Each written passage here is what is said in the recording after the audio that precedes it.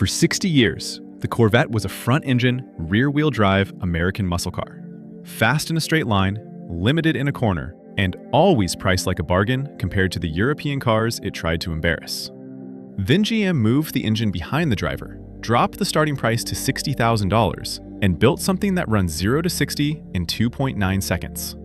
Porsche has been building the 911 for 6 decades. The 992 Carrera S cost $130,000. And suddenly, Stuttgart has a problem it has never had to deal with before. The mid-engine Corvette was talked about for decades before it actually happened. Concepts, rumors, prototypes that never made production. The idea existed in the background of every Corvette generation since the 1960s. The 992 generation 911 launched in 2019 and represented Porsche's most refined interpretation of an idea that has stayed fundamentally consistent since 1963. Rear engine, 2+2 layout, flat 6. The formula hasn't changed. The execution has been perfected across 6 decades of continuous development. The Carrera S carries a 3.0-liter twin-turbo flat 6, producing 443 horsepower and 530 newton-meters of torque. Paired with Porsche's 7-speed PDK dual-clutch gearbox, it covers 0 to 60 in 3.3 seconds. Order the Sport Chrono package, and that number tightens further. The optional 7-speed manual trades a few tenths for the kind of engagement that PDK buyers quietly miss. It weighs 1,500 kilograms, impressively light for everything it contains.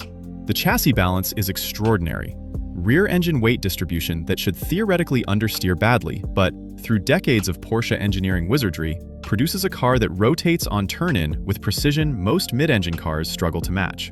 The 992 generates 1.0 G lateral in cornering, on road tires, without track-specific settings.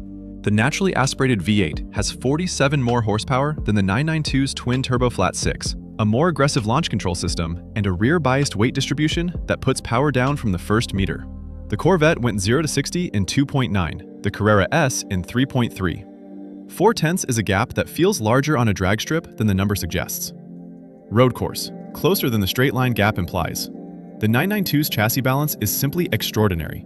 Porsche has had 60 years to refine the rear engine handling characteristics, and the result is a car that carries corner speed with an almost mechanical certainty. The C8's magnetic dampers and rear weight bias make it a genuinely capable track tool. Head-to-head lap time comparisons between the two have produced results within 1 to 2 seconds depending on circuit, conditions, and the driver behind the wheel.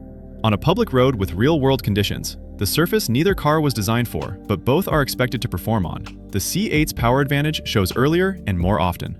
The Porsche's refinement and predictability make it easier to use fully without a track environment. The LT2 responds to basic supporting mods, intake, exhaust, tune, with meaningful gains. The platform's real ceiling arrives with forced induction. Supercharger kits for the C8 are already producing 650-700 horsepower on reliable street builds. A supercharged C8 at that power level on a rear-biased mid-engine chassis at $80,000 all in is an extraordinary value in performance car terms. The 992 Carrera S has a twin-turbo engine that responds well to software. ECU tunes push output past 500 horsepower cleanly. Upgraded turbos and supporting hardware get it to 600 plus. The ceiling is real, but it arrives sooner than the C8's V8. The 992 Carrera S is the more refined car, the better daily driver, the one with 60 years of continuous development in its bones, and a brand story that justifies the premium for buyers who value what that story represents. The C8 Stingray is the more disruptive car, the better performance per dollar proposition, the one that finally gave the Corvette the layout it always deserved, and produced a machine that has no right to be as good as it is at the price it carries. Porsche built a benchmark. Chevrolet built a value-for-money supercar that attacks it directly. And for the first time in Corvette history, the attack landed. The C8 Z06 came next, a flat-plane crank, 5.5-liter, naturally aspirated V8, producing 670 horsepower, borrowed directly from a race car, fitted into the same mid-engine platform. It didn't just compete with the Carrera S, it went after the GT3.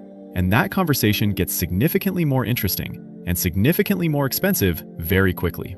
That's coming up on Sticky Wheels.